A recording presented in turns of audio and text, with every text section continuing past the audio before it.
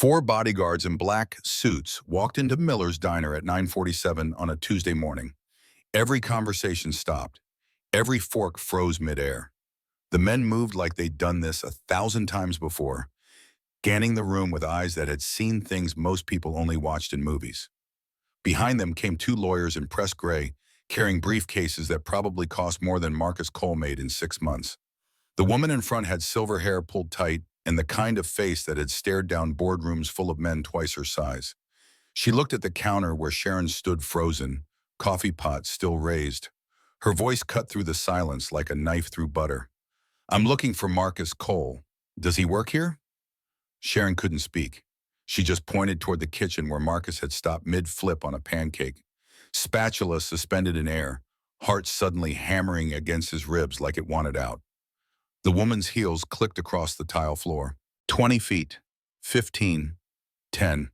She stopped 3 feet from where he stood behind the line, and something in her eyes made Marcus think of the moment right before a car crash, when time stretches, and you know everything's about to change, but you can't do a damn thing to stop it. "Marcus Cole?" He managed a nod. "My name is Margaret Calloway. I'm an attorney representing the estate of Catherine Elizabeth Whitmore." The pancake hit the floor. 2 months earlier, Marcus's alarm screamed at 5 in the morning like it did every day, dragging him out of dreams he could never remember. The apartment was dark and cold.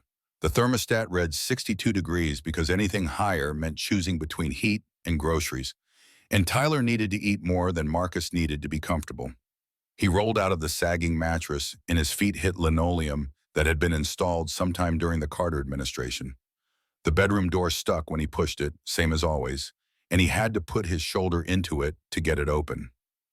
In the main room that served as living room and dining room and kitchen all at once, Marcus counted the bills on the table. $6.33. Not enough for Tyler's field trip on Friday.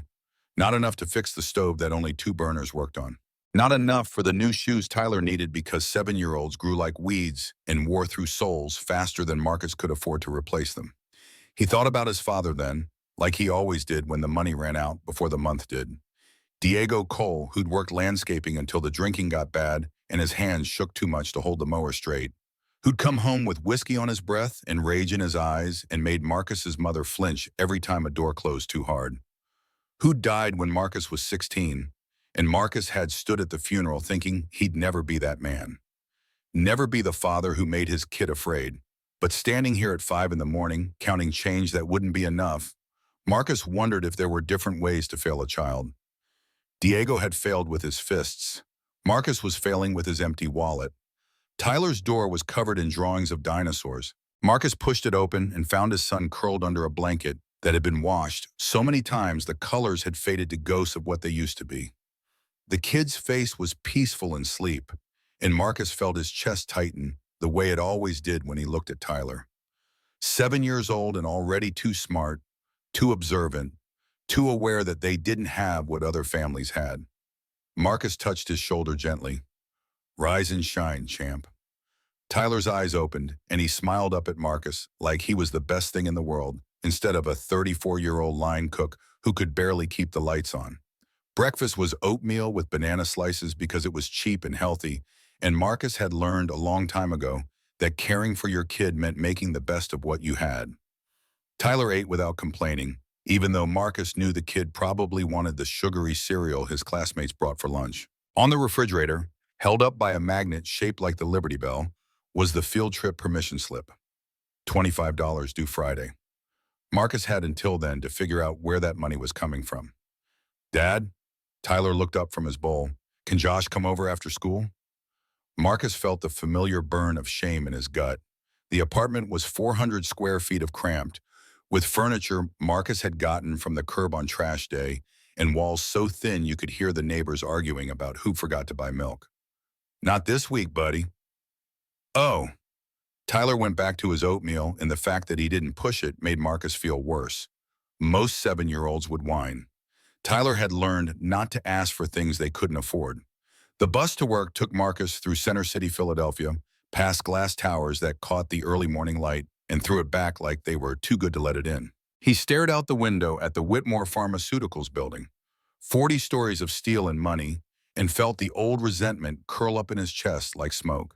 The people in that building made in an hour what Marcus made in a month. They drove cars that cost more than he'd earn in 5 years. They lived in worlds so far above his that they might as well have been on different planets. Fuck them, Marcus muttered under his breath, then felt immediately guilty because that kind of bitterness was poison. It's what had turned his father mean. But standing on a bus that smelled like old coffee and cheaper perfume, watching towers full of people who'd never worried about $25 in their entire lives, it was hard not to feel like the world was rigged. Miller's Diner sat on the corner of Frankfurt and Girard in Fishtown, a neighborhood that used to be all working-class families and union halls, but was slowly turning into artisan coffee shops and yoga studios that charged $20 a class. The diner was a holdout from the old days, vinyl booths patched with duct tape and a floor that had been checkered black and white when Nixon was president. It smelled like bacon grease and burnt coffee, and Marcus loved it the way you love things that don't pretend to be something they're not. He came through the back door at 5:45 and found Ray Espinoza already at the prep station, hands moving with the efficiency of a man who'd been doing this for 20 years. Ray was 45 but looked older, the kind of tired that came from working 2 jobs to keep 3 kids fed. He looked up when Marcus walked in. "Morning, brother." "Morning." They didn't need more words than that. That was the thing about real friendship between men. You didn't have to fill every silence with noise. You just worked side by side and the understanding was there underneath everything, solid as the foundation of a house. Marcus tied on his apron and moved to his station. The kitchen came alive under his hands. This was the place he felt most himself, the place where everything made sense in a way the rest of his life didn't. He prepped for the breakfast rush, eggs cracked with one hand into a bowl, pancake batter mixed to the exact consistency where it would pour smooth but cook fluffy, home fries cubed and seasoned. The secret to good home fries was duck fat and roasted garlic with just a pinch of smoked paprika. Sharon always did hers at 400 degrees, which was why they came out burnt on the outside and raw in the middle. You had to go low and slow, let the sugars caramelize proper. Marcus could taste things other people couldn't. It was the one gift genetics had given him. He could tell you what was missing in a sauce just by smell. He could tell you if the bacon was going to be crispy or chewy by the sound it made in the pan. He could have been something great if life had given him the chance. Instead, he was here, cooking eggs and pancakes for $7.50 an hour plus tips. At 6:30, Mr. Chen came through the door like he had every morning for the past 40 years.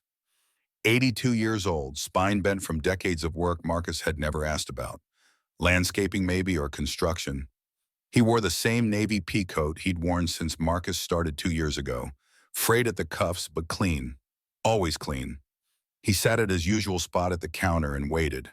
Marcus poured coffee and put it in front of him without asking. "Morning, son. Can I get the usual?" Marcus already had the eggs going. 2 over easy, rye toast, bacon cooked crispy, coffee black. He plated it 5 minutes later and set it down. Mr. Chen ate slowly, savoring each bite like it might be his last. And when he was done, he left a $5 tip on an $8 meal. Marcus tried to give it back. "Mr. Chen, this is too much." The old man's hand closed over Marcus's, paper dry and surprisingly strong. "You remember I like my bacon crispy. Most people don't remember. That's worth something." After he left, Marcus stood there with the $5 in his hand and thought about how much simpler the world would be if everyone understood that being seen mattered more than most things people chase their whole lives. Sharon came in at 7, already complaining about traffic and her ex-husband and the price of cigarettes.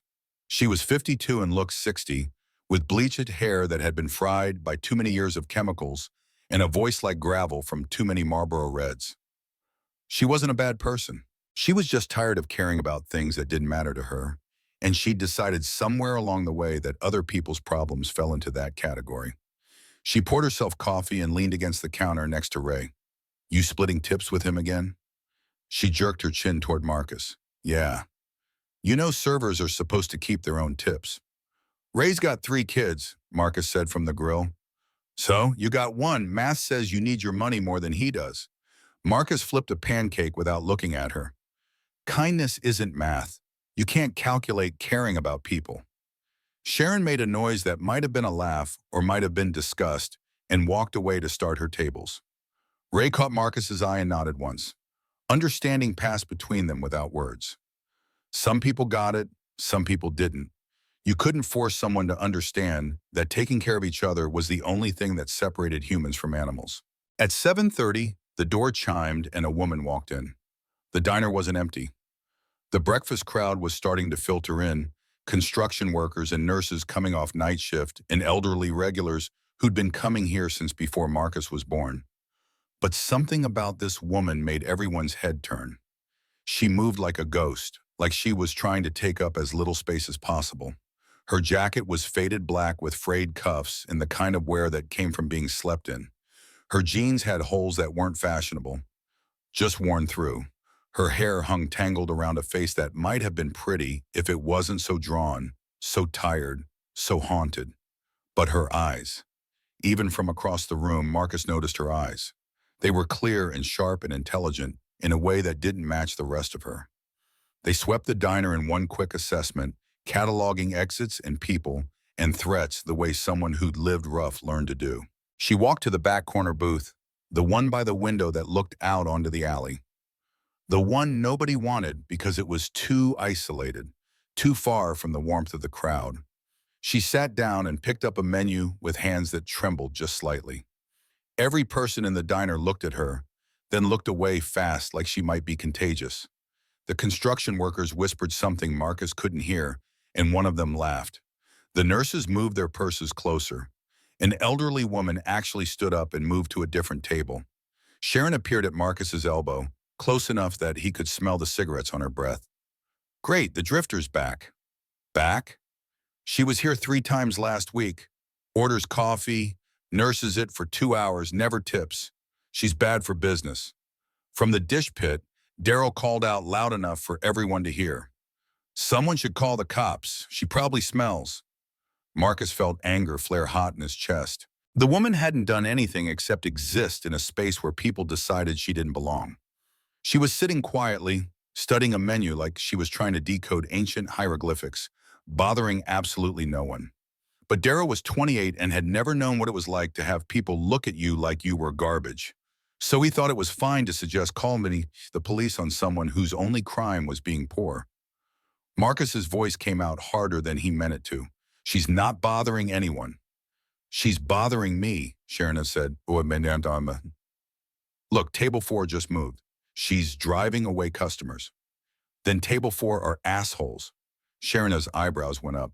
Marcus almost never swore at work, never raised his voice, never let the anger his father had passed down like a genetic curse show through. But something about this woman sitting alone in the corner, being treated like she wasn't human, hit him wrong. He grabbed the coffee pot and walked over before he could think better of it. Up close, he could see more details. The jacket had a designer label inside the collar, barely visible but there. The jeans were worn through, but the stitching was too good to be cheap. Her hands trembled when she reached for the menu, but her nails were clean, no dirt underneath. Everything about her was slightly off, like a picture that was just wrong enough to notice but not wrong enough to explain. And when she looked up at him, those eyes hit him like a physical force. Coffee? How much? $2.50, free refills. She looked down at her hands like she was doing calculations in her head. Just coffee then. Marcus poured. The cup rattled slightly when she reached for it, and he waited to see if she'd spill it, but she managed to get both hands wrapped around it and pull it close. She held it like it was precious, like it was the only warm thing she'd have all day. You want cream and sugar? She nodded. Marcus brought them, and she added both with the kind of care people used when everything mattered because nothing was guaranteed. You eaten today? Her eyes came up sharp, defensive. I'm fine. That's not what I asked. Silence stretched between them. She stared at him like she was trying to figure out what he wanted, what the catch was, what he'd expect in return. Toast is $1.50. I can bring you some. She reached into her jacket pocket and pulled out a handful of change, quarters and dimes and nickels that she counted out on the table with fingers that shook. $2.87 total. Not enough for coffee and toast both. Just coffee. Marcus nodded and walked back to the counter. Ray was watching him with knowing eyes. You gonna do it? Do what? Bring her food anyway. Marcus stared at the grill, at the eggs and bacon and pancakes he'd cooked 1,000 times. I don't know. I know you. You're already decided. I can't afford to feed every person who walks in here broke. But you're going to. Ray said it without judgment, just observation.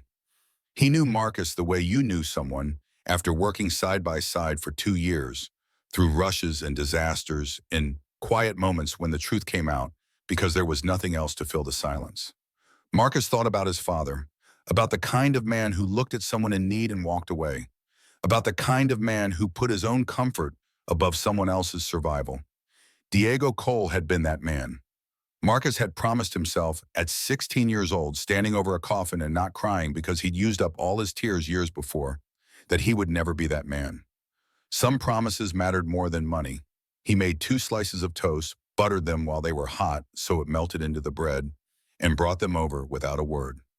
Set them down in front of her and started to walk away. I didn't order this. Her voice was quiet but firm, with an edge underneath that suggested she'd had practice defending herself. Marcus turned back. Extra from the breakfast rush. I can't pay for this. I'm not asking you to. Why? The question hung in the air between them, loaded with more weight than 2 words should carry. Marcus could see the suspicion in her eyes, the wariness of someone who'd learned that nothing came free, that kindness always had a price tag attached. He met her gaze and let the truth sit there, simple and clean. Because I can, and you need it. That's enough. She stared at him for a long moment, and something in her face shifted. Not softness exactly, more like a door that had been locked for a very long time creaking open just a crack. Thank you. You're welcome. He walked back to the counter, and behind him he heard her start to eat. Not fast like someone who was starving, but careful. Grateful. Like she was trying to make it last as long as possible, because she didn't know when the next meal would come. Sharon was waiting with her arms crossed and her mouth set in a line that said she was done holding back. You gave her free food. So now she'll come back every day expecting free food. Marcus shrugged and went back to the grill. There was an order up that needed plating. Then she comes back. You're an idiot, you know that? Probably, but I'll sleep tonight. He meant it too. The truth was that rich men slept on silk sheets and couldn't close their eyes. They worried about stock portfolios and tax brackets and whether their second house in the Hamptons was impressive enough. Poor men slept on mattresses with springs that poked through and slept like babies because they didn't have anything heavy enough to weigh on their conscience. The difference wasn't money. It was whether you could look yourself in the mirror at the end of the day and not hate what looked back. Sharon walked away muttering under her breath. Ray moved closer and spoke quiet enough that only Marcus could hear. Good man, Marcus. Those 2 words mattered more than Sharon's disapproval. Ray had 3 kids and worked 2 jobs and still found ways to help his neighbors when their cars broke down or their heat got shut off. If Ray thought you were doing right, you probably were.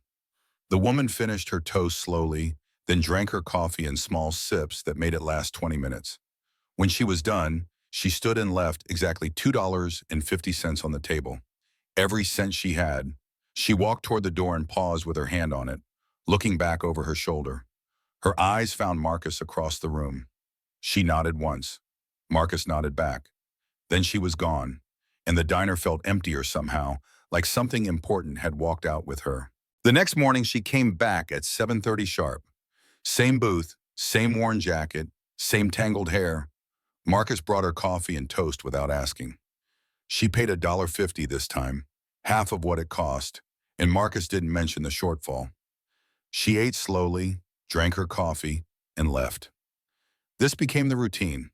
Every morning at 7:30, she appeared like a ghost materializing from the cold Philadelphia streets. Every morning Marcus brought coffee and toast. Sometimes she paid full price. Sometimes she could only manage $1. Sometimes she had nothing and just looked at him with those sharp, sad eyes, and he brought it anyway. Sharon complained every single day. Daryl made jokes about the drifter. Customers sometimes moved tables, but Marcus kept doing it. And after 5 days, it stopped being a choice and started being something else. Something that felt like it mattered more than money or pride or what other people thought. On day 5, she spoke first. What's your name? Marcus. Thank you, Marcus. What's yours? She hesitated, and in that pause, Marcus saw calculation happening behind her eyes, weighing something, deciding something. Kate. Nice to meet you, Kate. On day 8, real conversation started. Kate asked if he had family. Marcus tensed immediately, the old wounds from Jessica leaving still raw even 5 years later. Trust was hard when the person you'd loved most had walked out without looking back. Why do you want to know? She looked surprised by his defensiveness, and something in her expression made him feel like an asshole. Just making conversation. I'm sorry, I didn't mean to pry. Marcus forced himself to relax. She wasn't Jessica. She was just a woman trying to connect to another human being, and he was being a dick about it because his ex-wife had broken something in him that maybe couldn't be fixed. I have a son, Tyler. He's 7. That's wonderful. You? No, not anymore. The way she said it suggested there was a story there, something that hurt to remember. Marcus didn't push. If she wanted to tell him, she would. If she didn't, that was her business. On day 10, she asked about his dreams. Is this what you want to do?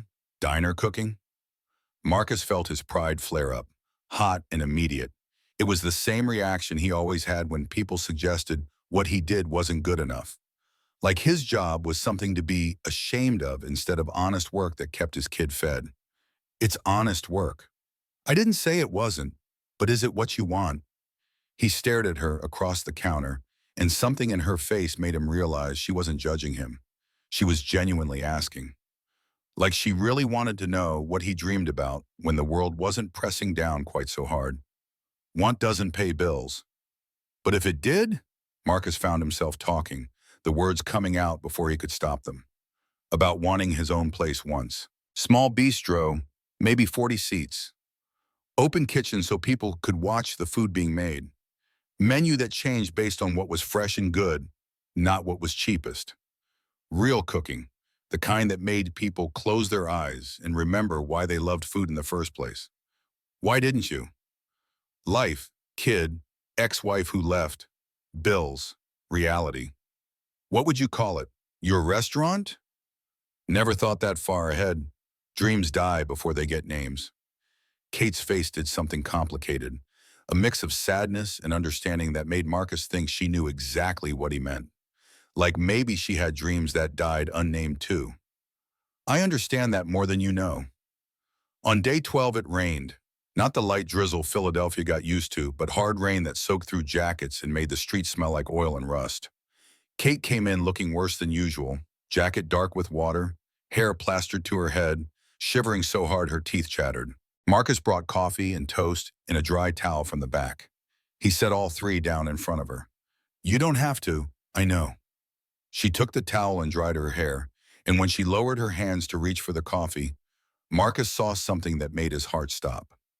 On her wrist, barely visible under the wet sleeve of her jacket, was an Apple Watch. The Ultra model, $800 retail, the kind of watch homeless people didn't wear. Marcus said nothing, but his mind started turning over questions like stones, looking at what lived underneath. On day 14 came the moment that changed everything. Marcus had arrived early, 5:30 instead of 5:45, because Tyler had a morning assembly at school and Marcus had dropped him off before the before-school program even opened. He came through the back door and heard a voice from the women's bathroom. The door was cracked open just enough that sound carried. Kate's voice, but different. Not the soft, uncertain tone she used with him. This was sharp, commanding, the kind of voice that expected to be obeyed and didn't tolerate argument. Margaret, I told you, no intervention. I don't care what the board thinks. The test needs to complete properly. He can't know. Absolutely cannot know. Marcus froze with his hand on his locker door. The test. Board. Margaret. These weren't words that belonged in the vocabulary of someone who slept in shelters and counted change for coffee. I understand the timeline is accelerating. That's not the point. He's different. All 46 before him failed in days. He's lasted 2 weeks. That means something. 46. She'd tested 46 other people, and he was number 47. I need another month minimum, if I have another month. The last sentence dropped into silence like a stone into water, and Marcus felt something cold slide down his spine. If I have another month. What the hell did that mean? The bathroom door swung open and Kate stepped out. She was 10 feet away before she saw Marcus standing there. Her face went through a progression Marcus could read like a book. Surprise, fear, calculation. Then her expression smoothed into the uncertain, vulnerable Kate he'd come to know. And Marcus realized with a sick feeling that he was watching her put on a mask. She walked past him without a word. He didn't stop her. All through the breakfast rush, Marcus's mind churned. Who was she really? What test? Why him? Every time he looked at her sitting in that back booth, sipping coffee and eating toast he'd made for her, he felt something sharp and painful lodge in his chest. It felt like betrayal, which was stupid because you couldn't be betrayed by someone you didn't really know. But he'd started to know her, or he'd thought he had, and finding out it might all be performance made him feel like the ground had shifted under his feet. On day 18, Tyler came to the diner. The babysitter had called at the last minute, some emergency Marcus didn't have time to verify, and he couldn't afford to miss a shift. So Tyler sat at the counter with a coloring book and a box of crayons Marcus had picked up at the dollar store. And Marcus felt guilt burn hot in his stomach because 7-year-olds shouldn't spend their morning in diners. He was failing his son, just in a different way than his father had failed him. Kate watched Tyler from her booth. Marcus could see her tracking the boy's movements, and something about the intensity of her attention made him nervous. Tyler looked up and caught her staring. Instead of being scared, he smiled and waved. Kate hesitated, then waved back. It was small and tentative, like she wasn't sure how to interact with children. Tyler, being Tyler and having inherited exactly none of his father's wariness, took this as an invitation. He slid off his stool and walked over to her booth with his coloring book held out like an offering. Hi, I'm Tyler. Do you like dinosaurs? Kate's face transformed. The mask slipped and something real showed through, something warm and genuine that made Marcus's chest tighten. She smiled, and it was the first real smile he'd seen from her. I don't know much about them. This is T-Rex. He's my favorite because he's strong, but he's actually nice if you're nice to him. That's a good philosophy. I wish more people believed that. Tyler cocked his head, confused. What's philosophy? It's a fancy word for how you think about the world. Oh, like how Dad says everyone deserves kindness. Kate's eyes went to Marcus across the room, and there was something in them that made it hard to breathe. Something like recognition, like gratitude, like pain. Yes, exactly like that. Marcus watched them talk and felt the anger from the overheard phone call start to fade. Whatever she was doing, whatever test she was running, this moment with Tyler was real. He could see it in the way her shoulders relaxed, in the way she listened to his son talk about dinosaurs like he was explaining quantum physics, in the way she looked at Tyler like he was precious.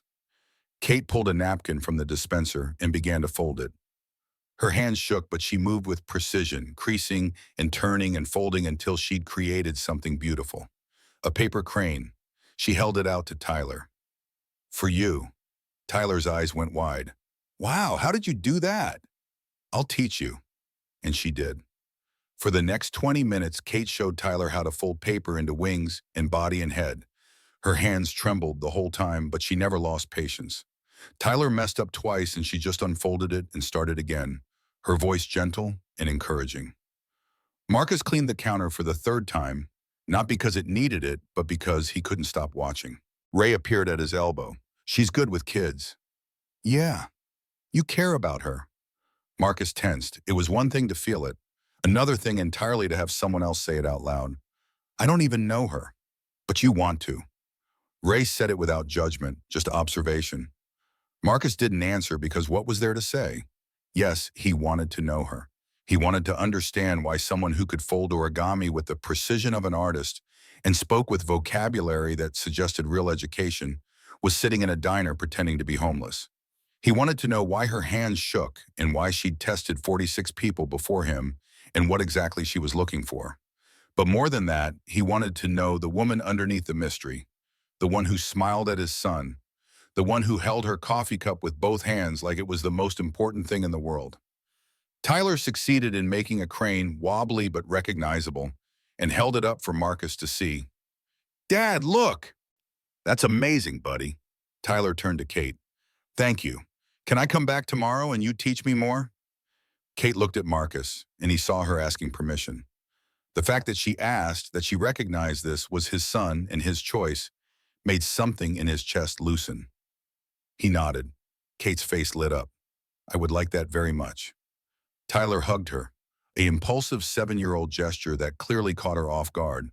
She froze for a half second, then her arms came up and wrapped around him gently. When Tyler pulled back, Marcus could see tears on her face. After Tyler left with the babysitter who'd finally shown up, Kate approached the counter. Marcus was wiping it down again, definitely not looking for excuses to be near where she was standing. "He's wonderful." "I'm trying." "No, you're succeeding. He's kind. That comes from you." Marcus felt emotion rise in his throat, unexpected and overwhelming. He'd been raising Tyler alone for 5 years, always worried he wasn't enough, that his son needed a mother and a father who could give him more than hand-me-down clothes and dollar store crayons. Hearing that he was doing something right, that his son was kind, made him want to cry, and he couldn't figure out why. His mother left when he was 2. "Sometimes I wonder if I'm enough." The words came out before he could stop them. He never talked about Jessica, never admitted the fear that lived in his chest every single day, the terror that he was failing Tyler in ways he couldn't see. Kate's hand reached across the counter and touched his, just briefly. "You're more than enough. He looks at you like you hung the moon." Silence stretched between them, loaded with things neither of them knew how to say. Marcus pulled his hand back, first because the touch felt too good, and good things in his life had a habit of disappearing. "Can I tell you something?" "Sure." "I've met billionaires who raise cruel, entitled children. You're raising a boy who offered to draw me a dinosaur to make me happy. That's worth more than all the money in the world." The way she said it, casual like she'd actually met billionaires, made Marcus remember the phone call, the test, the Apple Watch, all the little things that didn't add up. "How would you know about billionaires?" Something flickered across her face. Guard going up. "I used to work in that world. Before." "Before what?" "Before I lost everything." She said it flat, final, like a door closing. Marcus wanted to push, but something in her eyes stopped him. Whatever she'd lost, it still hurt to remember. Over the next few days, Marcus started paying attention. Really paying attention. Kate's vocabulary was too educated for someone who'd been living rough. She said things like "quite astute" and "I appreciate your perspective," instead of the casual slang most people used. Her posture changed when she thought no one was watching, straightening from the hunched defensive crouch into something more commanding. Once, a customer bumped into her on his way to the bathroom. Kate's reaction was immediate and sharp. "Watch it," not scared, not apologetic, annoyed and authoritative, like she expected people to get out of her way. Then she caught herself, and the vulnerable Kate slid back into place like a mask. Marcus watched her across the diner and felt anger start to build in his chest alongside the confused tangle of feelings he didn't want to name. She was lying. About what? He didn't know. But she was lying, and he'd let himself start to care about her, and that made him feel like the idiot Sharon kept saying he was. On day 26, everything came to a head. Marcus arrived early again, 5:30, and took the trash out to the dumpster in the alley. The back door didn't close all the way, and through the gap he heard Kate's voice. She was on her phone again, pacing in the space between the dumpster and the building. "Margaret, the experiment is showing promising results. Subject 47 demonstrates consistent altruistic behavior across multiple scenarios." "No, I haven't told him. Because the moment he knows, everything changes. The whole point is authenticity." Subject 47, that was him. He was subject 47 in some experiment she was running. Marcus dropped the trash bag. It hit the ground with a crash loud enough to echo off the brick walls. Kate spun around and saw him standing there 10 feet away. Her face went through every emotion at once before settling on something that might have been fear. For a long moment, neither of them moved. Then Marcus spoke, and his voice came out harder than he'd ever heard it. "Who are you really?" Kate opened her mouth, closed it, opened it again. I can explain. Then explain. Now. Not here. Not yet. Then when? When you're ready to understand. Something in Marcus snapped. All the anger he kept buried, all the frustration from being poor and powerless and having nothing while people in towers made money hand over fist. All of it came rushing up and out. Fuck that. I've been feeding you for a month. I let my son get attached to you, and you're running some kind of experiment? What am I, a lab rat? No, God, no, Marcus, please. My name is Mr. Cole to you. He turned and walked back inside, slamming the door hard enough that the frame rattled. Behind him, he could hear her calling his name, but he didn't turn back. His hands were shaking when he got to the kitchen, and Ray took one look at his face and went still. What happened? She's been lying, the whole time. All of it, a lie. About what? I don't know yet, but I'm going to find out. The rest of the shift passed in a blur of anger and hurt and confusion. Kate didn't come into the diner. Marcus made her coffee anyway, cutting the toast into pieces the way she liked it because his hands remembered even when his brain was screaming at him to stop. He set it on her table and it sat there, getting cold while the seat stayed empty. Sharon looked at the untouched food. Told you she wouldn't last. Marcus didn't answer. He went back to the grill and cooked through the lunch rush. And when 2 o'clock came and his shift ended, he grabbed his jacket and headed home. Tyler would be getting out of school soon. Marcus needed to pull himself together before then, needed to stop feeling like someone had reached into his chest and rearranged everything inside. That evening, Tyler asked about Kate. Dad, where was Kate today? I don't know, buddy. Is she okay? Marcus lied without hesitation. Yeah, she's fine. Is she coming back tomorrow? I don't know. Tyler went quiet and Marcus could see him processing, could see the wheels turning in his 7-year-old brain that was too smart for its own good. Did you make her mad? The question hit harder than it should have. Why would you think that? Because you make that face. The face you made when Mom called and didn't want to talk to me. Marcus felt something crack in his chest. His son was 7 years old and already reading disappointment in his father's face. Already learning that people left and it hurt and you had to pretend it was fine. I'm sorry, Tyler. It's okay, but I miss her. She was teaching me origami. I know. That night, Marcus couldn't sleep. He lay in bed staring at the ceiling and thinking about Kate's hands shaking as she folded paper cranes, about the way she'd looked at Tyler like he was precious, about how she'd said billionaires like she'd met them personally, about the Apple Watch and the phone calls and the word experiment. At 2 in the morning, he gave up on sleep and went to the laptop he'd bought used 5 years ago. It took forever to boot up, but finally the search bar appeared. Marcus typed in experiment subject 47 and got nothing useful. He tried Catherine Elizabeth Whitmore because that was the name the lawyer had said in the flash forward that felt like it happened to someone else, and found Forbes articles and society pages and photos of a blonde woman in evening gowns that looked nothing like Kate. But the eyes were the same, sharp and intelligent and sad. Marcus stared at the screen until his vision blurred and whispered to the empty apartment, "Who are you, Kate?" The next morning, Marcus arrived at work and Kate was standing outside the diner. She looked worse than he'd ever seen her, pale and drawn with dark circles under her eyes like she hadn't slept either. When she saw him, she straightened, and he caught a glimpse of that other posture, the commanding one, before she let herself slump again. Marcus, please, let me explain. Every instinct screamed at him to walk past her, to go inside and pretend she didn't exist. But his feet stopped moving, and he stood there on the sidewalk while early morning traffic rushed past and the world moved around them like they were statues. I'm listening. 2 years ago, I lost everything. Everyone I thought loved me left. I needed to know if anyone would care about me when I had nothing. So you tested people. Yes. How many? You were number 47. And the other 46? Failed, every one. You were the only one who passed. The words should have felt good, should have felt like winning something. Instead, they just made Marcus feel tired. Past what? The kindness test, the will you care about me when I have nothing test. Marcus laughed and it came out bitter. Congratulations, you found a sucker. No. Kate stepped closer and there were tears on her face. I found the only good man I've ever met. Don't, Marcus held up Hampton. Don't do that.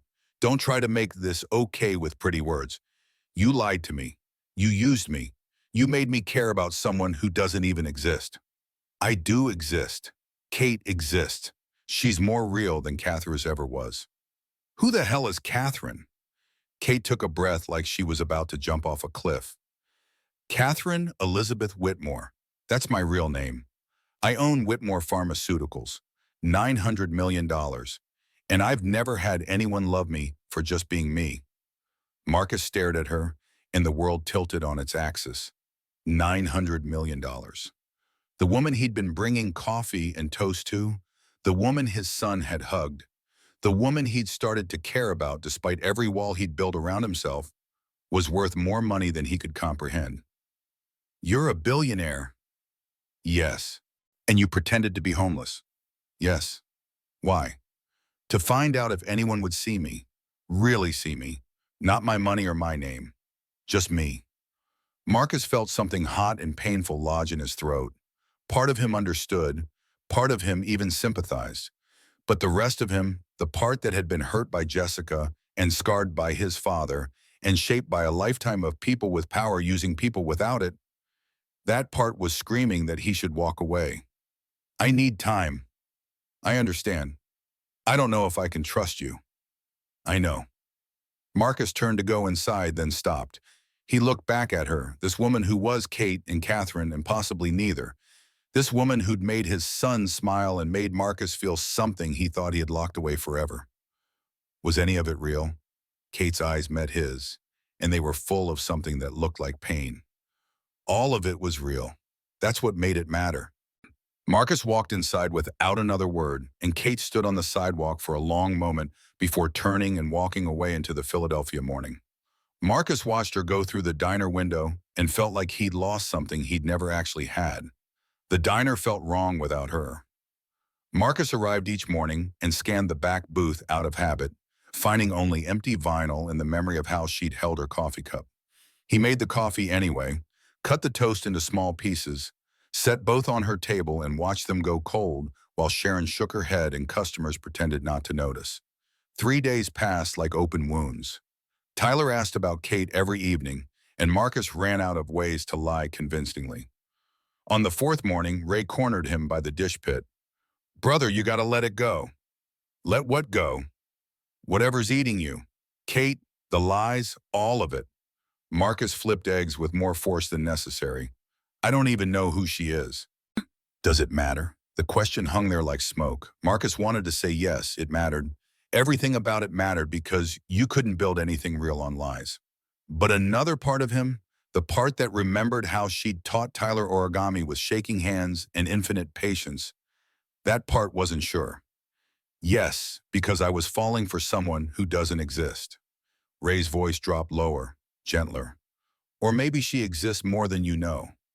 Maybe the lies were the disguise, and Kate was the truth.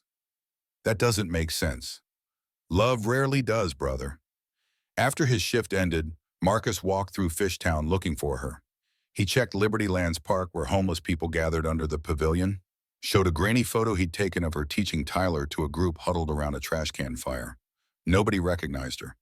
He tried the Women's Community Center on Lehigh, the chosen 300 Ministries shelter, the Sunday breakfast rescue mission. Shelter directors looked at him with tired eyes that had seen too many desperate searches. Son, if she doesn't want to be found, you won't find her. I have to try. Why? Because she'd looked at his son like he was precious. Because she'd asked about his dreams when nobody else cared. Because for 3 weeks, sitting across from her with coffee between them, Marcus had felt less alone than he'd felt in 5 years. Because I need to understand. On the 5th day after she vanished, Marcus's phone rang during the lunch rush. Unknown number. He almost didn't answer, but something made him swipe accept and press it to his ear while balancing 3 plates. Mr. Cole, this is Principal Henderson from Fishtown Elementary. Marcus's blood went cold. What happened? Tyler was in an altercation. He's hurt. We've called an ambulance. The plates hit the counter too hard. One cracked straight down the middle. How hurt? He's bleeding. You need to come now. Marcus told Ray he was leaving, didn't wait for a response, ran out the door and into the street. A taxi almost hit him. He didn't care. The hospital was 12 blocks and he covered them at a dead sprint, lungs burning, heart hammering against his ribs like it was trying to escape. The emergency room smelled like antiseptic and fear. Tyler sat on a bed with blood crusted around his nose and a cut on his forehead that would definitely need stitches. When he saw Marcus, his face crumpled. "Dad." Marcus pulled him close, careful of the injuries, and felt rage and terror war in his chest. "What happened, buddy?" "Jake said we're trash. He said you're poor and we don't matter." The rage won. Marcus saw red at the edges of his vision, wanted to find this Jake kid's parents and make them understand what it felt like to have your child hurt. But Tyler was still talking, his voice small. "I pushed him. He pushed back harder. I fell." "Tyler, you can't fight." "But Dad, he said mean things." "I know, but violence isn't the answer." Tyler's eyes were too old, too aware. "You fought for Kate, though. I saw you." The words hit Marcus like a fist. His son had seen him lose control, had watched him become the angry man Marcus swore he'd never be. The doctor walked in before Marcus could figure out how to respond. "Mr. Cole, your son needs stitches. 5 or 6. Do you have insurance?" The shame burned hotter than the anger had. "No." "The bill will be approximately $1,200. $1,200. Marcus had $80 in his checking account and $6 in his wallet. He looked at his son's bloody face and wanted to scream.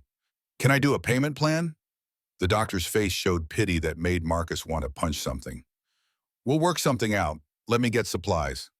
The door closed. Tyler reached for Marcus's hand. "I'm sorry, Dad. I made everything expensive." Marcus's throat closed up. 7 years old and already apologizing for needing medical care. Already understanding they couldn't afford emergencies. Already learning to make himself smaller so he wouldn't be a burden. "Tyler, buddy, this isn't your fault. Never think that." The door opened again, but it wasn't the doctor. A nurse stepped in, looking confused.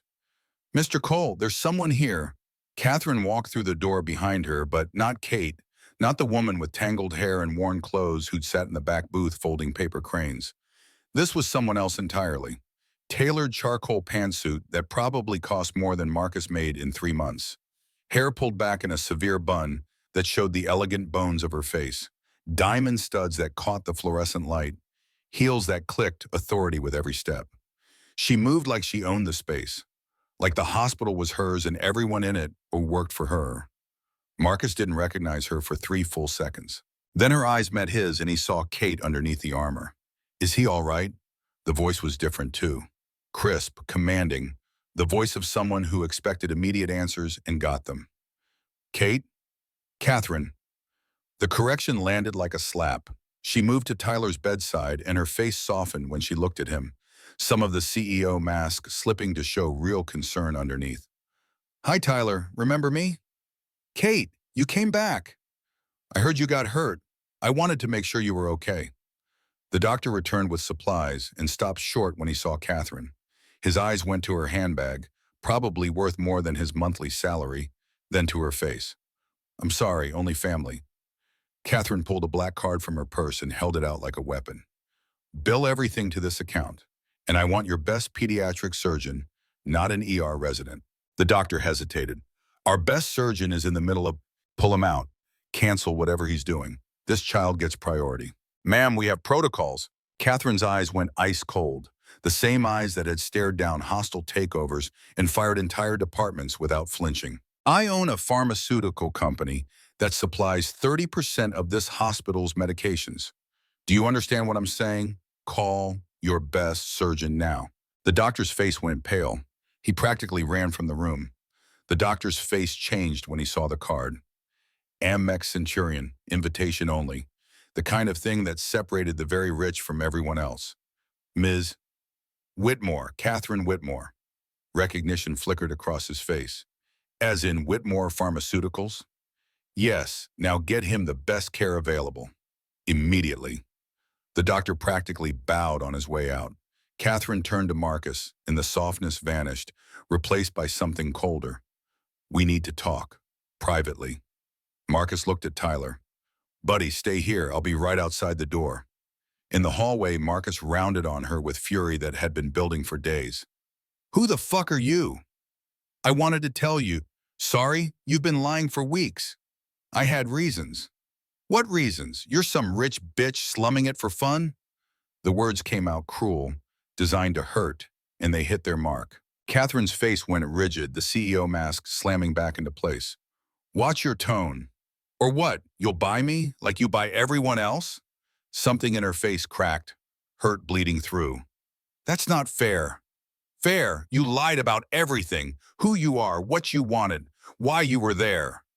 Not everything. Catherine's voice dropped, became smaller, more vulnerable. Kate showing through Catherine's armor. My feelings for you, those were real. Feelings? You don't even know what that word means. Tears formed in her eyes, and Marcus hated himself for putting them there, even as rage still burned hot in his chest. I know better than you think. She took a breath like she was steadying herself before jumping. 2 years ago, my parents died. Car accident on I-95. 3 months later, Jonathan, my fiancé, left me. He said I was too much to handle. Said my grief was exhausting. Everyone I thought loved me disappeared. Marcus felt some of the anger drain away, replaced by something more complicated. So you decided to test people? I decided to find out if anyone would care about Catherine the person, not Catherine Whitmore the heiress. By lying? By removing the thing that made everyone lie to me. My wealth. Silence stretched between them, loaded with questions Marcus didn't know how to ask. How many people did you test? You were 47. And the others? Failed, every single one. You were the only one who passed. Passed what? Her voice broke on the words. The kindness test, the will you care about me when I have nothing test. And you did. You cared. You brought me coffee every morning. You cut my toast when my hands shook. You defended me to customers who called me trash. You didn't know I had money. You didn't care. You just saw someone who needed help and you helped. Marcus leaned against the wall because standing felt like too much work suddenly. I don't know if I can trust you. I understand. I was falling for you, for Kate, and Kate doesn't exist. Kate is more real than Catherine ever was. Catherine is what I have to be to run a company. Kate is who I want to be, who I am when nobody's watching. The distinction made a strange kind of sense. Marcus thought about his own armor, the way he kept walls up to protect himself from getting hurt again. Maybe everyone wore masks. Maybe the question wasn't whether the mask was there, but whether you took it off for the right people. There's more you need to know. Catherine's voice had gone quiet, and something in her tone made Marcus's stomach drop. I'm sick. Congenital heart disease. I've had 2 surgeries. The doctors say I have 6 months. Maybe less. The hallway tilted. Marcus grabbed for the wall. What? That's why I came to Philadelphia, why I did the test. I wanted to know before I die if anyone would love me. Jesus, Catherine. And I found you. You loved Kate, even though Kate had nothing. Marcus's throat was too tight to speak. Catherine stepped closer, close enough that he could smell her perfume. Something expensive and complicated that probably had a French name. Of course I did. Why? Because Kate was kind. Kate was real. Kate made me feel like I wasn't alone. Catherine's face crumpled, and suddenly she wasn't the intimidating CEO anymore. She was just Kate, crying in a hospital hallway. I wasn't pretending that part. That was real. All of it. Marcus pulled her into his arms before he could think better of it. She folded against him like she'd been waiting for permission to stop holding herself together. Her body shook with sobs, and Marcus held her and thought about all the ways people could lie while telling the truth. Over the next week, something shifted. Catherine came to the diner each morning, but differently. Sometimes in expensive clothes with her hair styled, looking every inch the CEO. Sometimes as Kate, in worn jeans and tangled hair. She stopped pretending they were separate people. They were both her. On the 3rd day after Tyler's accident, she invited Marcus to her penthouse. He left Tyler with Ray's wife and took the Market Frankfurt line to Rittenhouse Square, where buildings cost more per square foot than most people made in a year. The doorman looked at Marcus's jeans and work boots with barely concealed disdain, but let him through when he gave Catherine's name. The penthouse took up the entire 42nd floor. Floor-to-ceiling windows showed Philadelphia spread out like a circuit board, lights stretching to the horizon. Art on the walls that Marcus recognized from magazines. Furniture that looked uncomfortable and probably cost more than cars. Catherine answered the door in jeans and a sweater, barefoot, looking more like Kate than the woman who'd commanded doctors. "You came. You invited me. I wasn't sure you would." She led him to the kitchen, which was all marble and stainless steel and looked like nobody had ever cooked in it. Catherine opened the refrigerator and pulled out ingredients. "I thought I'd make dinner. You cook?" "Badly, but I wanted to try." She started on chicken parmesan, and Marcus watched her massacre it with techniques that made his chef's soul weep. When she tried to taste the sauce and burned her tongue, he couldn't help himself. "Here, let me show you." He moved behind her, guided her hands on the spoon, showed her how to blow on it first, how to let it cool on her tongue before swallowing. The proximity made his heart beat faster. Catherine turned her head slightly. "Thank you." "For what?" "For being patient with me, for teaching me." "It's just cooking." "No, it's more than that. You're showing me that I don't have to be perfect, that it's okay to not know things." Ashton, they cooked together, Marcus correcting her technique, Catherine learning with the focus she probably brought to board meetings. When the food was done, they ate at her dining table that could seat 12 but held only 2 plates. "This is good," Marcus admitted. "It's overcooked and underseasoned." "But you made it. That counts for something." Catherine smiled, and it reached her eyes this time. "Jonathan had a private chef. He never let me in the kitchen. Said it wasn't appropriate." "What a dick." She laughed, surprised and delighted. "He was. I just didn't see it until after." They talked through dinner about things that mattered and things that didn't. Catherine told him about growing up with nannies and boarding schools, about parents who loved her but were never there. Marcus told her about his father's rages and his mother's quiet endurance, about promising himself he'd be different. "You are different. Tyler adores you. Tyler deserves better than what I can give him. He has you. That's everything." Later, they stood by the windows looking out at the city. Catherine moved closer until their shoulders touched. "Marcus, can I ask you something?" "Sure.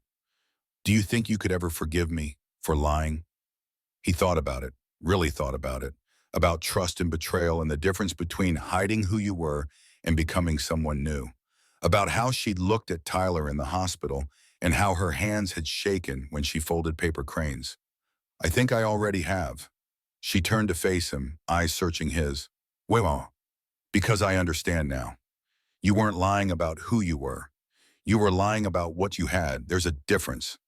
Catherine kissed him then, soft and tentative like she was afraid he'd pull away. Marcus didn't. He kissed her back, and it felt like coming home to a place he'd never been. Over the next 10 days, they built something new. Catherine came to Marcus's apartment and didn't flinch at the small space or old furniture. She sat on his sagging couch and played board games with Tyler and laughed when she lost. Marcus taught her to cook properly, and she taught Tyler advanced origami until the apartment was full of cranes and butterflies and frogs. On Saturday, they went to Franklin Square, the 3 of them together. Tyler ran ahead to the playground while Marcus and Catherine walked slowly, her hand in his. "This is nice." "Yeah. I never thought I'd have this. Normal. Family. Is that what we are?"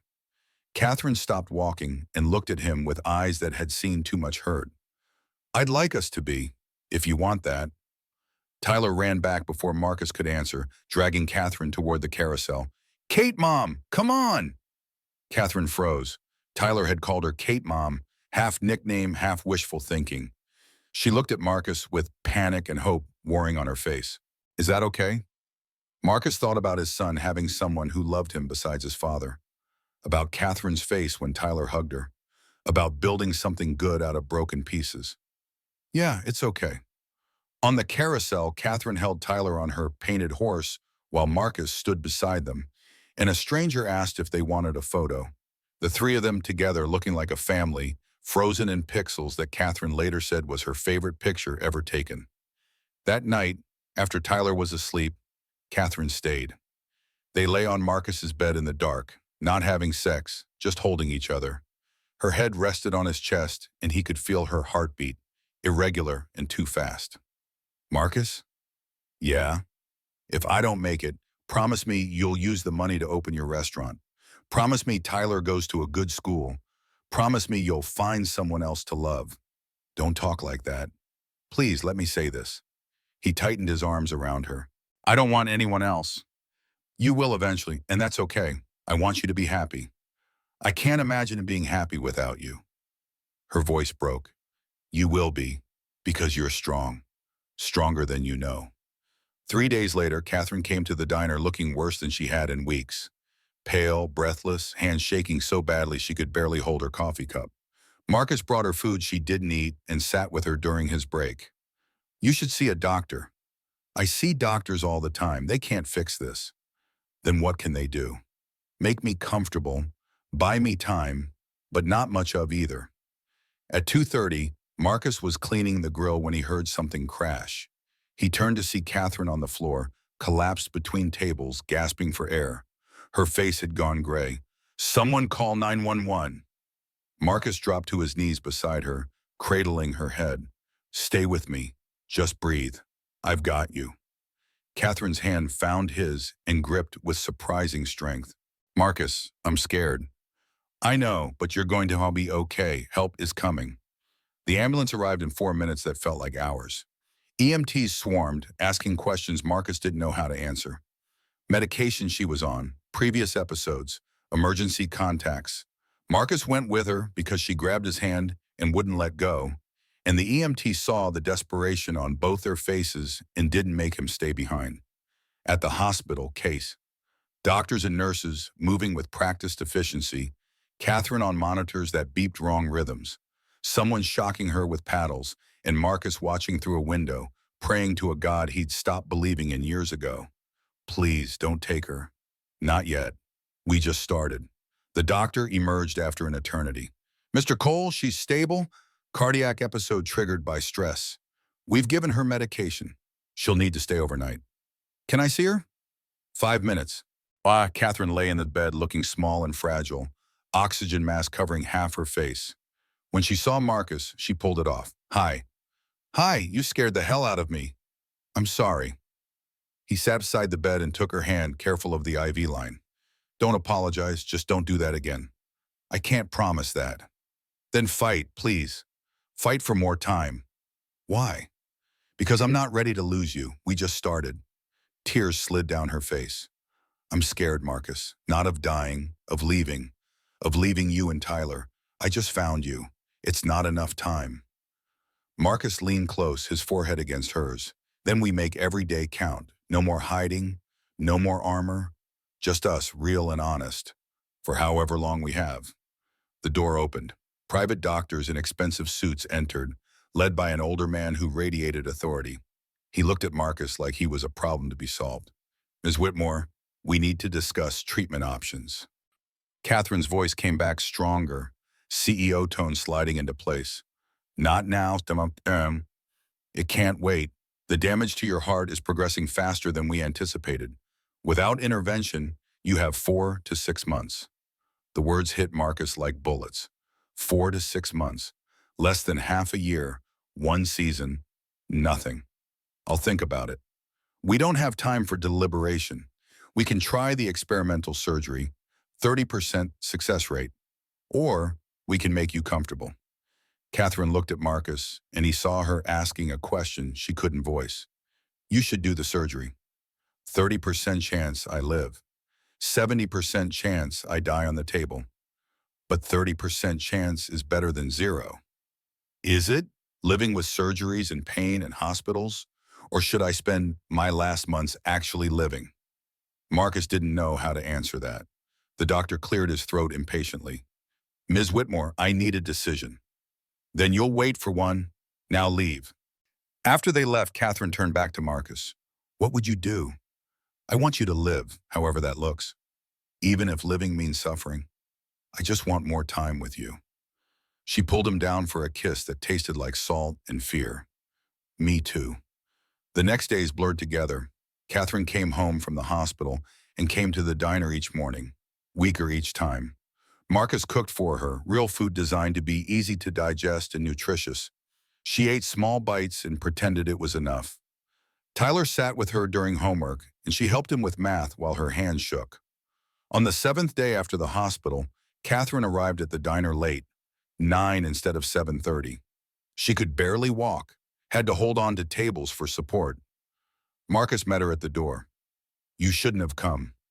I needed to see you to tell you I've made a decision." They sat in her usual booth. Marcus held her hand across the table. "About the surgery?" "I'm not doing it." Everything stopped. "What? Why?"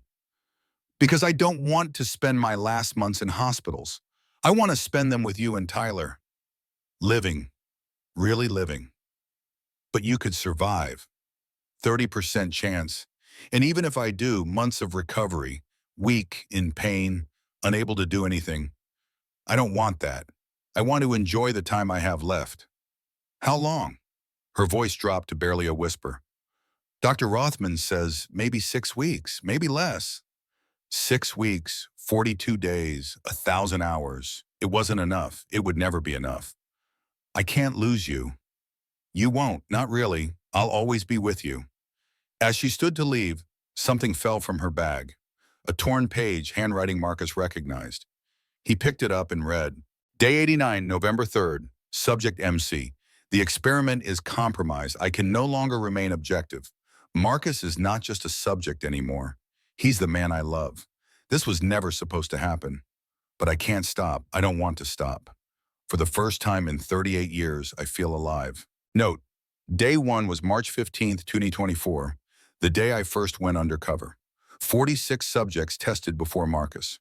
Day 89 is the day everything changed. Marcus stared at the words. Day 89. Almost 3 months ago. She'd loved him for 3 months and never said it until now. The next morning, Catherine didn't come to the diner. Marcus made coffee anyway, cut toast, set both on her table. The seat stayed empty. Day 2, the same. Day 3, he called her phone. It went to voicemail. On day 4, he went to her penthouse. The doorman looked uncomfortable. "Ms. Whitmore checked out yesterday, said she was going away." "Where?" "She didn't say, just told me to tell you she's sorry." Marcus felt panic rise like floodwater. "Did she leave anything? A note?" "No, sir, just the message." For 3 days, Marcus searched, called every hospital in Philadelphia, drove to Boston and stood outside Whitmore Pharmaceuticals headquarters until security escorted him away. Went to her penthouse and pounded on the door until neighbors complained. She had vanished as completely as she'd appeared. Ray found him on the 5th night, sitting in the dark diner at midnight, staring at her empty booth. "Brother, talk to me." "She's gone. She left without saying goodbye." Maybe she had reasons. What reasons could justify this? Ray's voice was gentle. Maybe saying goodbye was too hard. Maybe she's doing what she thinks is best. For you. For Tyler. By leaving? By not making you watch her die. Marcus wanted to argue but couldn't. He remembered his mother's death from cancer when he was 12.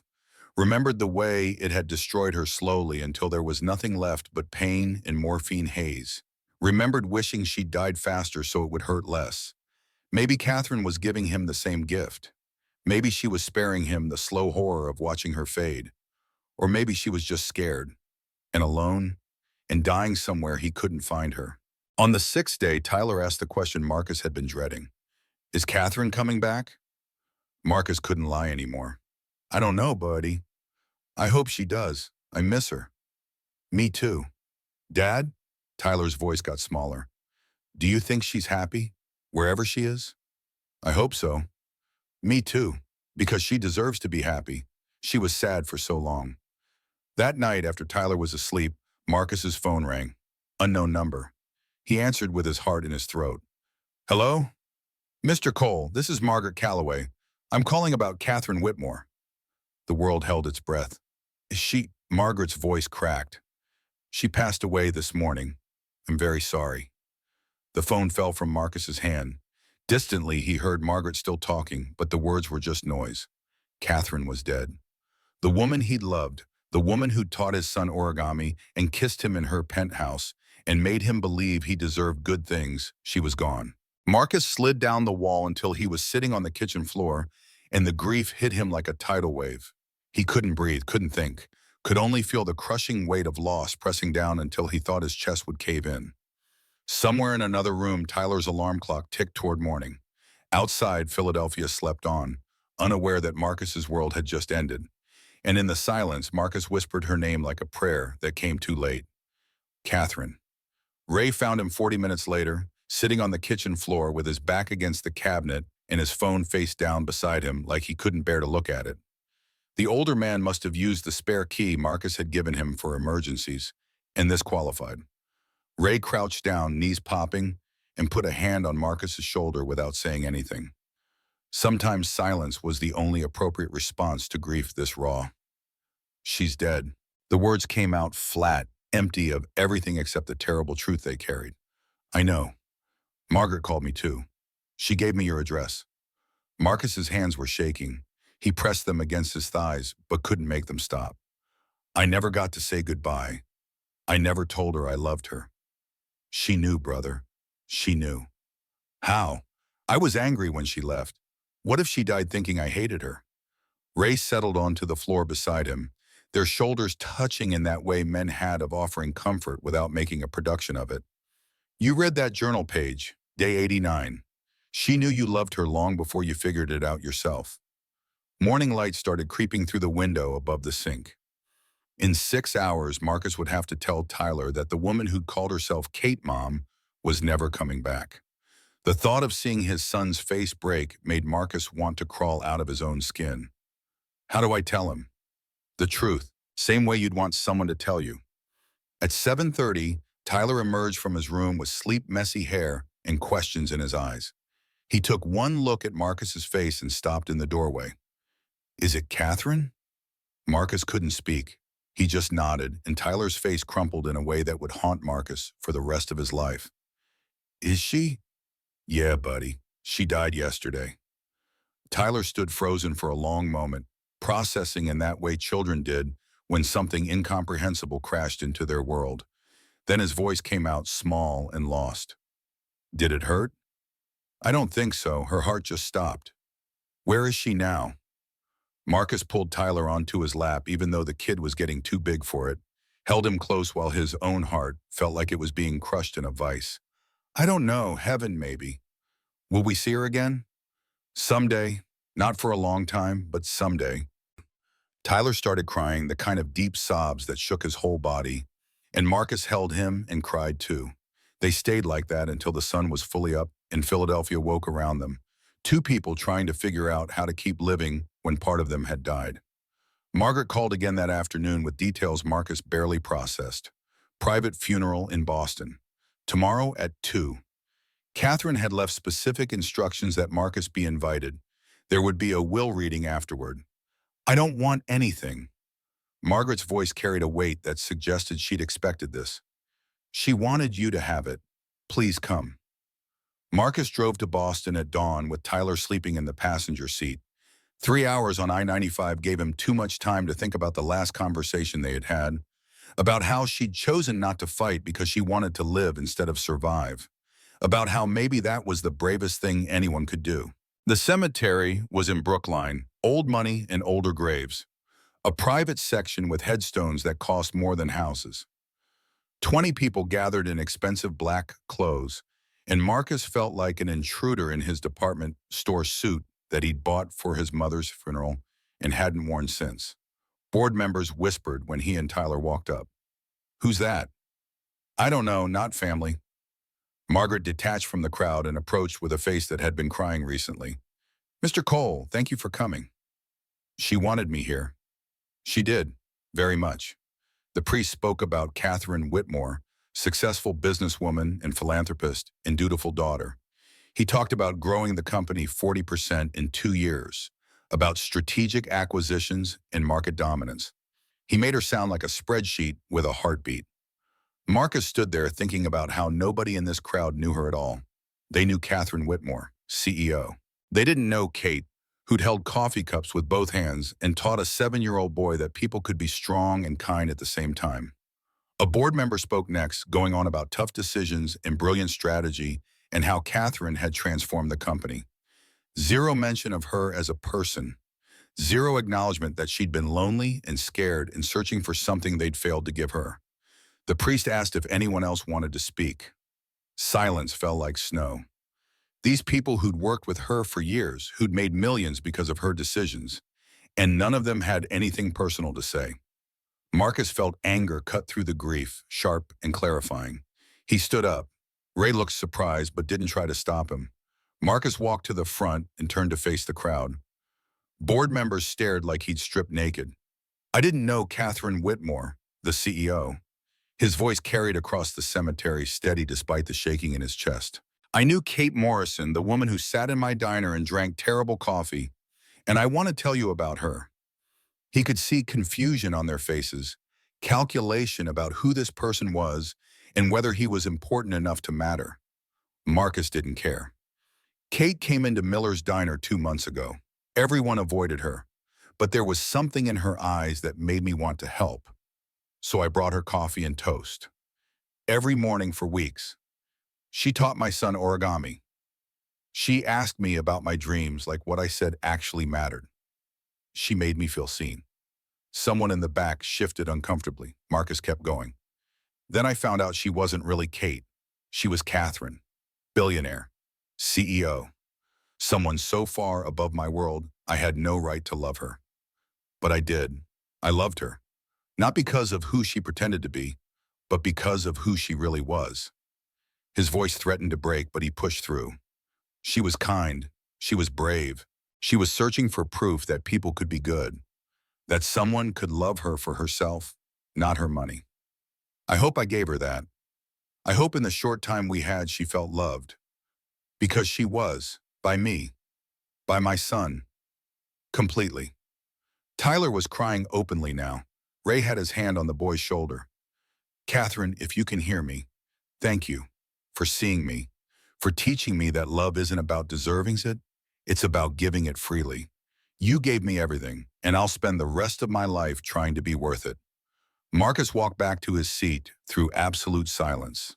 Then Tyler stood up and walked over and hugged him, and the sound of a child crying for someone he'd loved broke whatever dam had been holding the crowd back.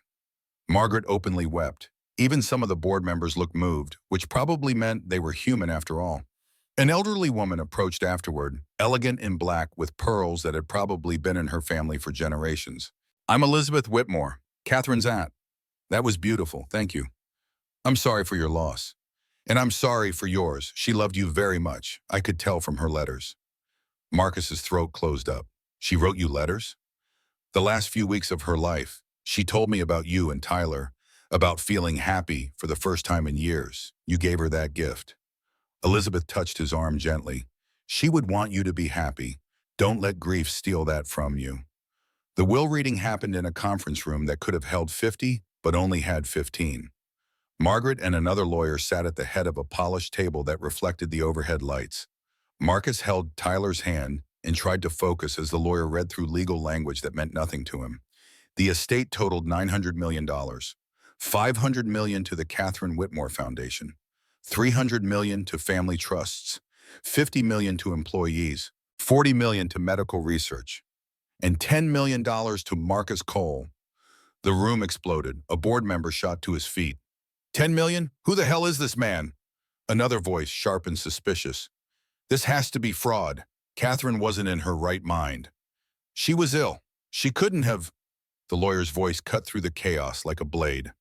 The will was executed 6 months ago when Mrs. Whitmore was of sound mind and body. It's ironclad. Any challenges will be expensive and unsuccessful. Marcus couldn't process the number. 10 million. More money than he could conceptualize. Enough to solve every problem he'd ever had and create entirely new ones. Margaret held up a thick envelope. There's also a personal letter. Catherine requested Mr. Cole read it in private. A board member's face went red.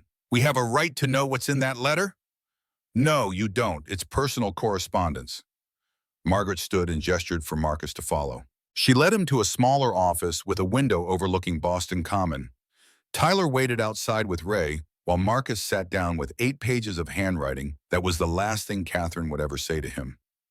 "My dearest Marcus," it began, and his hands started shaking so badly he almost couldn't hold the paper. She told him about being born rich and never knowing struggle, about parents who loved her but were never there, about dating boys who loved her name and not her person, about Jonathan leaving when grief made her difficult instead of decorative, about realizing nobody had ever loved the real her. So I decided to find out, would anyone love me if I was nobody? She described the 18 months of testing, the 46 people who failed, the growing despair that maybe she'd been right all along about humanity being fundamentally selfish. Then she described day one at Miller's Diner. "Day one, you brought me coffee and toast. I didn't ask, you just did it. When I asked why, you said, because I can, and you need it. That's enough." Those 8 words changed my life. Marcus had to stop reading to wipe his eyes.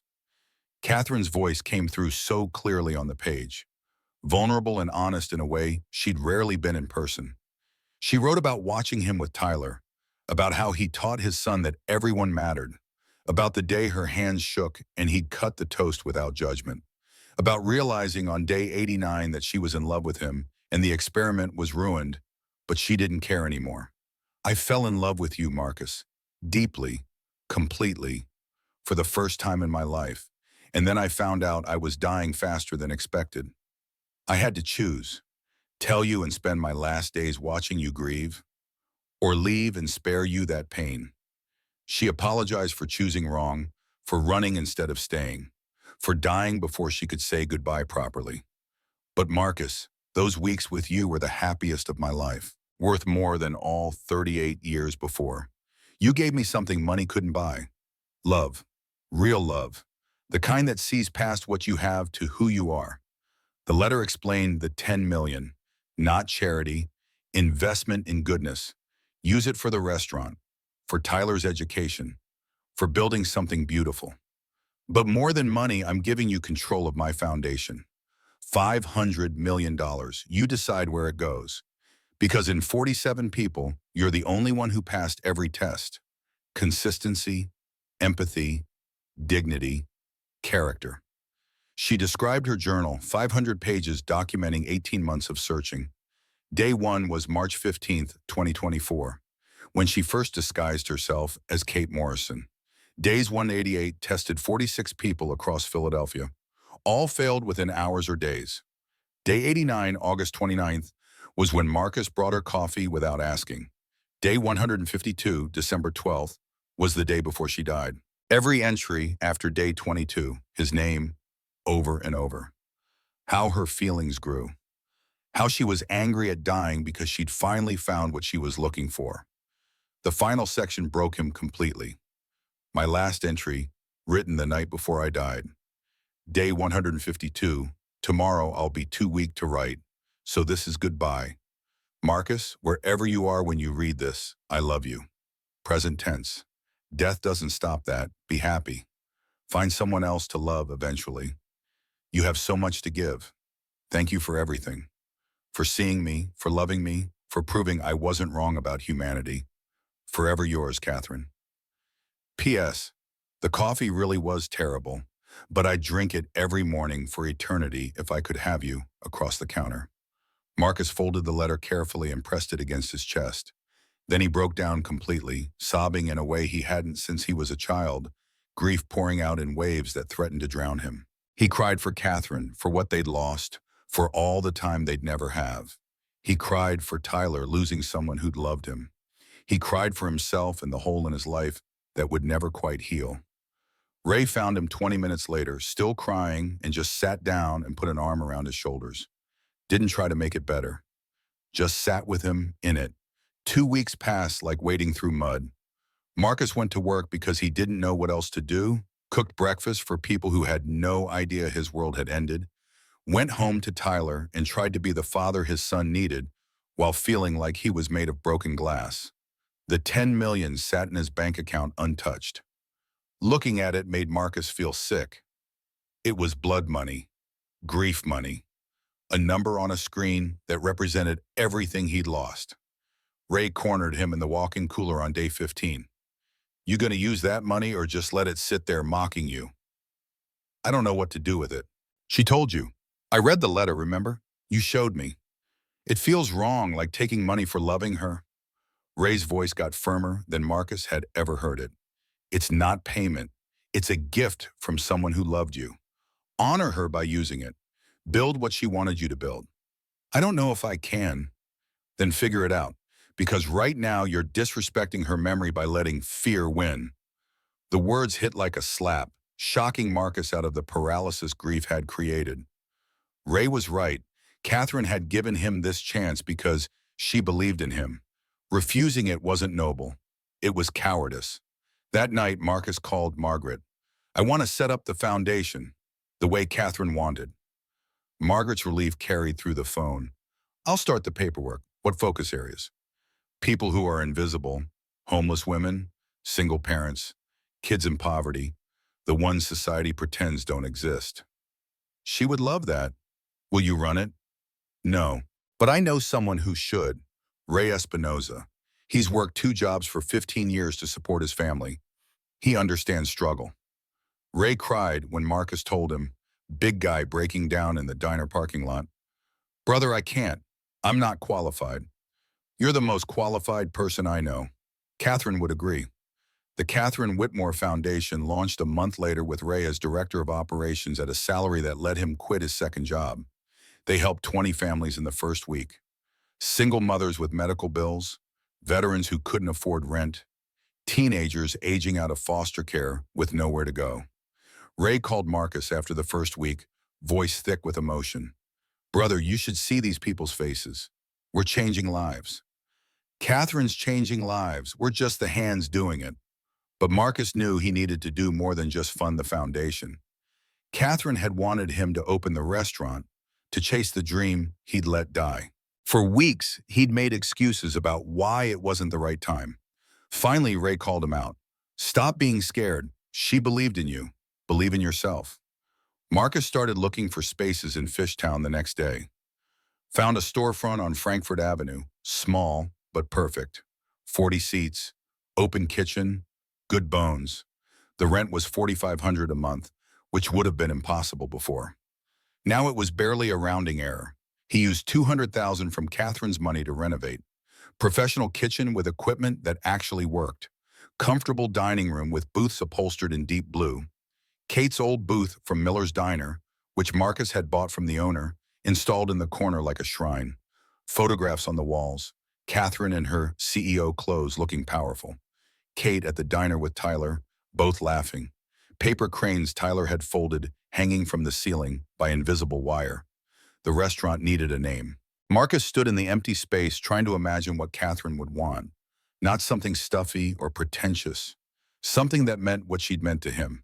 Catherine's table. Tyler looked up from the homework he was doing at the counter. That's perfect, Dad, because she wanted everyone to have a seat at the table. The tagline came easily. Everyone is welcome. Marcus designed the menu around comfort food done right.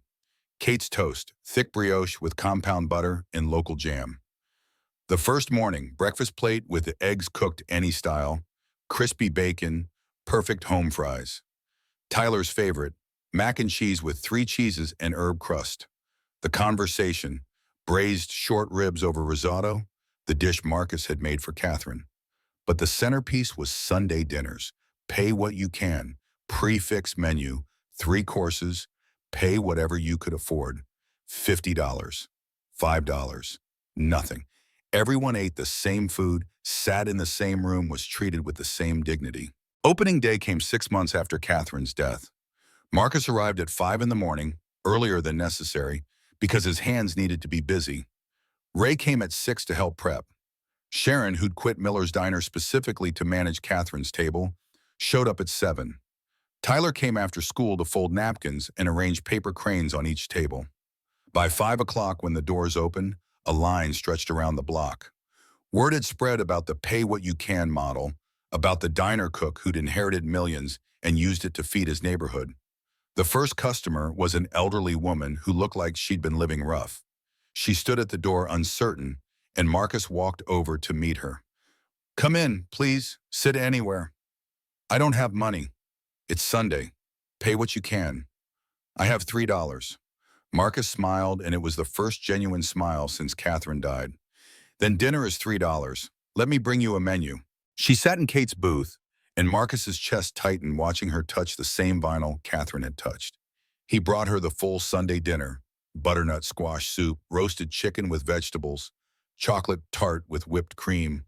She looked at it like he'd given her the moon. This is too much for $3. It's exactly right. Enjoy. Throughout the evening, the dining room filled with exactly the mix Marcus had hoped for. A man in an expensive suit paying $200 for a $50 meal, the extra going to subsidize others. A single mother with 2 kids paying $10, Marcus bringing them extra desserts. Construction workers after a long shift. Elderly couples, teenagers, all of them together, all of them treated like they mattered. Tyler moved through the room like he'd been born to it, bringing water, clearing plates, talking to customers with the easy kindness Marcus had tried to model. Ray worked the pass, calling orders, keeping everything moving. Sharon managed the front of house with surprising gentleness, seating people with care about who'd be comfortable next to whom. Near the end of service, Margaret walked through the door. Marcus met her with a hug. You came. I wanted to see it. Catherine's legacy. Marcus showed her around, the photographs, the paper cranes, Kate's booth, the menu with dishes named after moments they'd shared. Margaret cried at all of it. She would be so proud. You built something beautiful. We built it. She gave me the foundation. No, you gave her hope. This is you paying it forward. That first week, they served 300 people. Pay what you can Sundays fed 75, with many customers who could afford to pay extra doing so to help others. By the end of the month, Catherine's table had a 6-week waiting list for regular dinner service. But Marcus didn't care about success. He cared about the look on people's faces when they realized they were welcome here, regardless of what their bank account said. He cared about kids getting full meals and homeless people being treated like human beings, and everyone understanding that at Catherine's table, dignity came with the silverware. 1 year after Catherine died, Marcus woke before his alarm and couldn't fall back asleep. December 15th. The date had been circled on his calendar for weeks. Tyler found him making coffee in the dark. We're going today, right? Yeah, buddy. Get dressed. They drove to Boston in silence, Tyler working on a paper crane in the passenger seat while winter landscapes scrolled past. The cemetery looked different under fresh snow, softer somehow, less brutal. Catherine's headstone was simple granite with words Marcus had helped choose.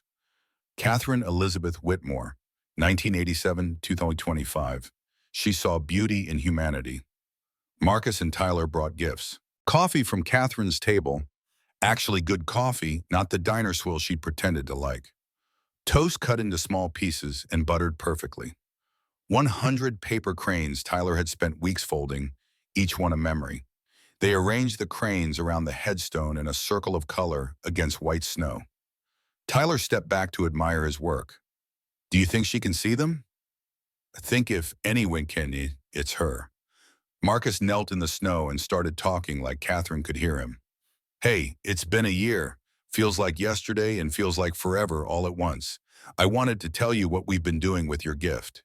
He told her about the restaurant, about people sitting together regardless of what they could afford, about the foundation helping 500 families, about Tyler, who was doing well in school and still made origami for anyone who looked sad. Ray's running the foundation full-time now. His kids have what they need finally. Sharon came to work for me, and she's actually nice to people sometimes, which feels like a miracle. And me, I'm okay. Some days are harder than others, but I'm living, not just surviving, the way you wanted. His voice cracked. I miss you, though, every day. Every time someone sits in your booth or orders toast or asks me about the photos on the wall. Every time Tyler makes a crane and I remember you teaching him. Every time I taste something and wish you were there to try it. Tyler knelt beside him and put a hand on his shoulder. It's okay to be sad, Dad. Kate Mom would understand. Marcus pulled his son close. I know, buddy, I know. Tyler addressed the headstone directly. Hi, Catherine, it's Tyler. I'm 8 now. I learned 20 new origami shapes. Dad says you'd be proud. I help at the restaurant. I fold napkins and make cranes for people who need them. Dad taught me that's what you would want, for us to see people the way you saw us. He placed his best crane, perfectly folded without a single wrinkle, on top of the headstone. This is for you. I made it perfect. They stood there a long time, two people honoring someone who changed their lives by believing they deserved better than what they had. Finally, Marcus spoke one last time. I promise I'll keep doing this. Keep seeing people. Keep treating them like they matter. Keep building the world you wanted to see. Thank you for everything. For the coffee, for the love, for showing me I didn't have to stay small. I love you. Always will. The drive back to Philadelphia was quiet but not heavy. Tyler fell asleep against the window while Marcus thought about legacy and memory and how love didn't end just because someone died. It transformed, became something you carried forward and gave to others. Catherine's table was closed Mondays, but Marcus went anyway to prep for the week. He was surprised to find the door unlocked, Ray inside checking inventory. Thought I'd get a jump on things. On your day off? This place is more than a job, brother. It's a mission. They worked together in comfortable silence, two men who'd become family through shared purpose. Around 3, a family approached the window and peered in. Mother, 2 young kids. The mother's clothes were worn but clean, her face showing the particular exhaustion of someone who worked hard and still came up short. Marcus went to the door and opened it. Can I help you? I'm sorry, I know you're closed. I just wanted to see. I heard about the Sunday thing. Pay what you can. We open for dinner at 5 tomorrow. You should come. I don't know if we can afford tomorrow's Monday, full service. But I'll tell you what, come at 4. Before we open, I'll make you dinner. Just your family. The woman's eyes filled with tears. Why would you do that? Marcus thought about Kate sitting in the back booth of Miller's Diner, about how he'd brought her coffee because it was the right thing to do, about how that simple act had changed both their lives. Because everyone deserves to feel human. That means everyone deserves good food and a warm place to sit. They came at 4. Marcus sat them in Kate's booth and cooked while Tyler brought them water and crayons for the kids. He made them a full meal, butternut squash soup with sage, Caesar salad with house-made croutons, chicken parmesan with fresh mozzarella, rigatoni and marinara, roasted Brussels sprouts with balsamic, and chocolate tart with whipped cream for dessert. Food that said you matter, you're seen, you're welcome here. When they finished, the mother tried to pay. How much do we owe? Nothing. Come back next Sunday. Bring friends if you want. That's how it works here. She cried then, standing in the middle of Catherine's table with her kids tugging at her hands and gratitude making her voice shake. Thank you. You don't know what this means. But Marcus did know. He knew exactly what it meant because someone had once done the same for him, had seen him when he felt invisible, had treated him like he mattered when everyone else looked away. After they left, Marcus stood at the window watching them walk away into Philadelphia twilight. Ray came up beside him. That was good what you did. Catherine would have done the same thing. No, you would have done it before you ever met her. She just reminded you who you already were. That night, alone in the restaurant after everyone left, Marcus pulled out the journal he'd started keeping after Catherine died. Today's entry came slowly, each word chosen with care. December 15th, 1 year since Catherine died. Went to her grave, brought coffee, toast, cranes, talked to her like she could hear. Maybe she can. He paused, pen hovering over paper. The restaurant is thriving, foundation helping hundreds. Tyler's happy, Ray's doing incredible work. I'm okay, some days harder than others, but I'm living, really living, the way she wanted. He thought about the family he'd fed today, about the mother's face when she realized dinner was free, about how one act of kindness could ripple outward in ways you'd never see, but that mattered anyway. She taught me something I'd forgotten, that you don't help people because it benefits you. You help them because they're human, and humans help each other. That's what separates us from everything else. Not intelligence or technology or art. Kindness. Simple, uncomplicated kindness, given freely to whoever needs it. Marcus closed the journal and looked around the restaurant. Photographs of Catherine watching from the walls. Paper cranes catching the streetlight through windows. Kate's booth empty, but somehow still full of presence. He whispered to the silence, "I miss you every day, but I understand now what you were trying to teach me. Love isn't about time, it's about impact. We had 2 months and you changed my entire life. That's enough. That's more than enough. That's everything." He turned off the lights and locked up. Outside, snow had started falling again, dusting Philadelphia in white. A homeless man huddled in the doorway of the building next door. Marcus stopped. "You hungry?" The man looked up, suspicious. "What's it to you?" "I own this restaurant, Catherine's Table. Come back tomorrow at 4, before we open. I'll feed you." "Why?" Marcus thought about Kate in her worn jacket, about how everyone had looked away except him, about how that moment of seeing someone had led to everything that came after. "Because you're standing here and I have food. That's reason enough." The man stared at him like he was speaking another language. "For real?" "For real, 4 o'clock tomorrow. Don't be late." Walking to his car, Marcus felt something loosen in his chest. The grief was still there, would probably always be there in some form, but it had transformed into something he could carry while still moving forward. Catherine wasn't gone. She was in every meal he cooked, every person he fed, every moment he chose kindness over convenience. At home, Tyler was already asleep, paper cranes scattered across his bed like he'd been practicing before exhaustion won. Marcus gathered them carefully, put them in a box where they kept all the cranes Tyler made. Hundreds of them now, each one a small act of beauty in a world that needed more beauty. He thought about Catherine's question from their last real conversation. If kindness mattered, if it was worth anything in a world that seemed to reward selfishness and cruelty. The answer was yes. Kindness mattered precisely because the world was hard. It mattered because suffering was common and compassion was rare. It mattered because every person who chose to be kind made the world fractionally better, and enough fractional improvements eventually added up to something resembling hope. Catherine had tested 47 people trying to find proof that goodness existed. She'd found it in Marcus, but he knew the truth. It existed everywhere, buried under fear and hurt and the scars life left. His job now wasn't to prove goodness existed. It was to call it forth in others the way Catherine had called it forth in him.